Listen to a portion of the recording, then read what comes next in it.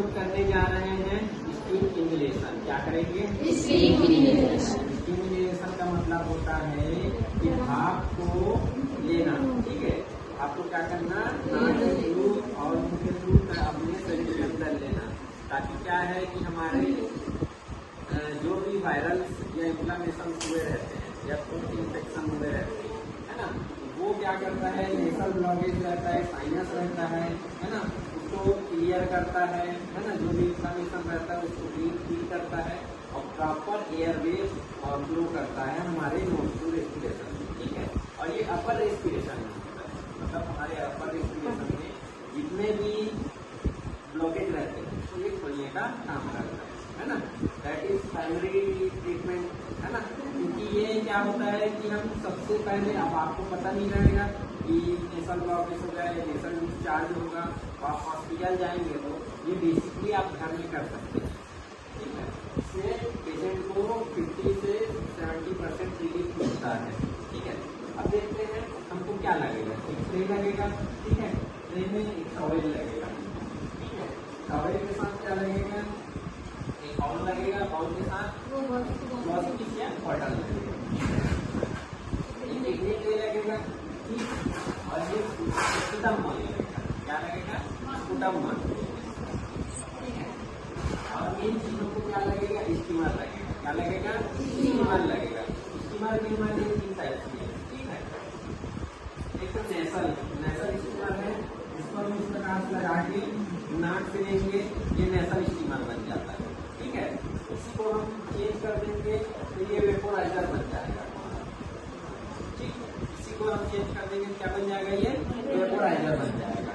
और वेपोराइजर के बाद से है ये हमारा फेशियल स्टीमर। ठीक है, जो हम इसको कंप्लीट फेस से लेंगे, फेशियल स्टीमर। ठीक है, ये कंप्लीट फेस को कवर करेगा। ठीक है, और ज्यादा बेनिफिट ये रहता है कि हम फेशियल लें, ताकि प्रॉपर क्या है, हमारा जो रेस्पिरेशन है होता है, जो हम सांस लेते हैं, प्रॉपर पूरा सीखा जाता है। ठीक है, चलिए स्टार्ट करते हैं। और हमको लगेगा एक मेजरिंग ग्लास। क्या लगेगा? Measuring glass. ठीक है, तो ये इस प्रकार से ओपन होता है। सबसे पहले मेजरिंग ग्लास में वाटर को रखना है, इसमें डालना है।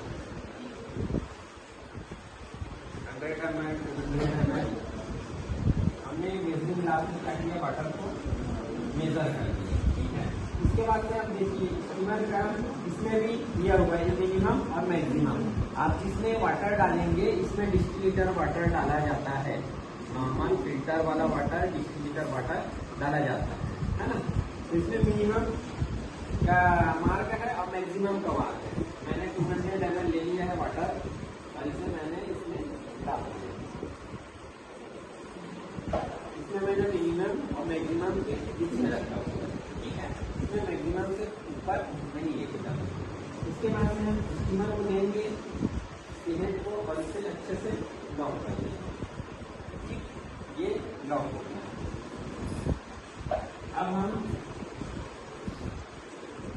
स्टार्ट करेंगे।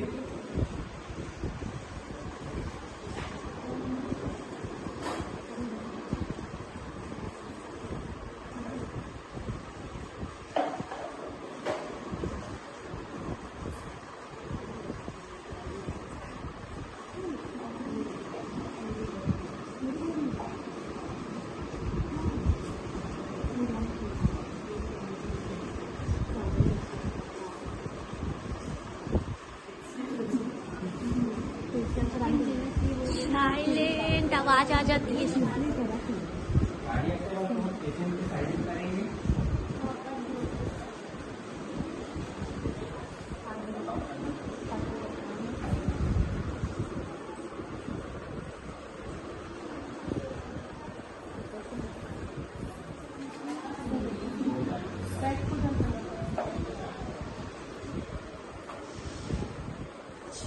और ध्यान रहे जब आप स्टीमर चालू करेंगे तो पेशेंट को इसे टच करने नहीं बोलना, क्योंकि ये हीट रहता है आपका, हीट रहेगा।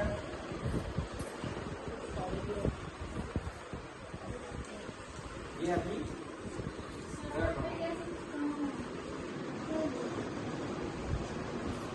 और हम टॉवेल को लेंगे अगर पेशेंट कंफर्टेबल है ना, और वो कोऑपरेटिव है, तो टॉवेल को हमको क्या करना है, प्रॉपर कवर करना है, गेट से कवर करना है, ठीक है। क्योंकि ये आपका स्टीम निकल रहा है, भाप निकल रहा है, ठीक है। भाप को इस प्रकार से देने बोलेंगे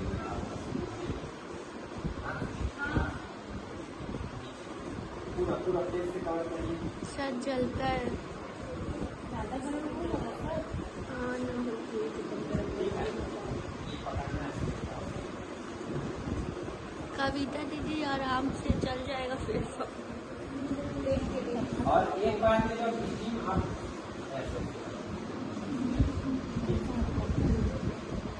आप जब स्टीमर चालू करेंगे, स्टीम इनहेलेशन देंगे पेशेंट को, तो पेशेंट को आपको 15 से 20 मिनट स्टीमर में स्टीम करना है, और इस बीच में आपको ब्रेक देना है। ऐसा नहीं है कि आप स्टीम इनहेलेशन दे रहे हैं और पेशेंट को डायरेक्ट आप भाप लेने हो, ऐसा कभी नहीं करेंगे, ठीक है।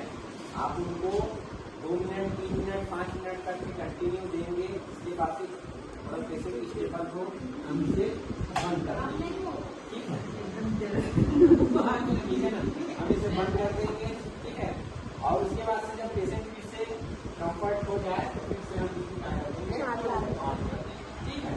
ये हो गया आपका फेशियल का, ठीक है। ये हो गया आपका फेशियल का।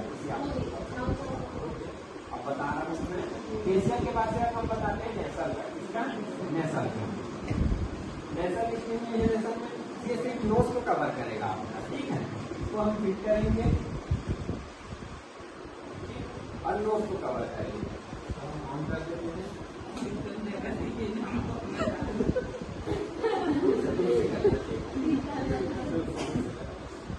पूरा नोज को कवर करना होगा।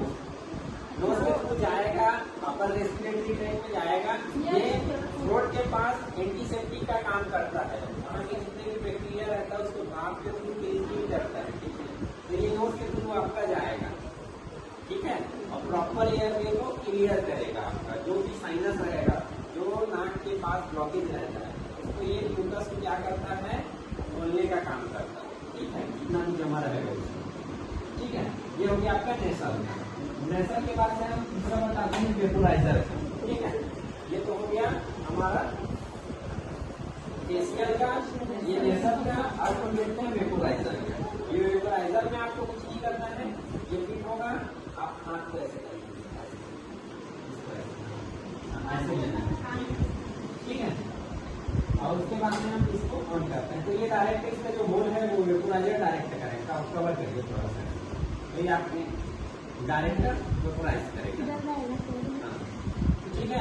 आया समझ में? प्रोसीजर कर लेंगे आप, यस है ना। अगर इस ड्यूरेशन में अगर पेशेंट को कोई म्यूकस आता है, ठीक है, तो आप स्पूटम कप से उनको क्या करने बोलेंगे, इसमें म्यूकस को डिस्कार्ड करने बोलेंगे, छूटने बोलना है इसमें, ठीक है।